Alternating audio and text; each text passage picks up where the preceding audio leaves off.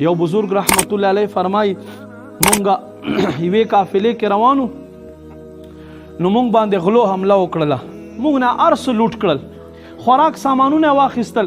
10 کسانو کې دا 9 کسان کېنستل خوراک کولو او د دوی سردار چې هغه خوراک نه کولو.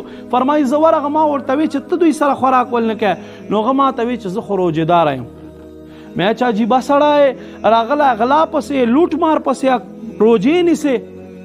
وی ده ما ته وخندل، ما ته وی چې غل یم لوټ مار کومه، خو دا روژه دې دپاره نیسمه چې دا به ما او رب ترمنځ د سولې ذریعه وګرځېږي.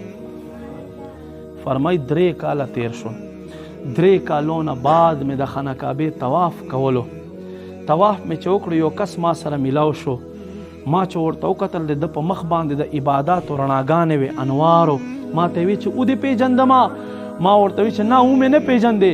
ما ته وی چې زه هغه د غلو سردار یم، ما چې کومه روجې نیسلې هغه روجو ما رب ما سره سولر وکړله هغوی روجو، او نن زه د الله نیکو بندگانو کې شامل شوی یم.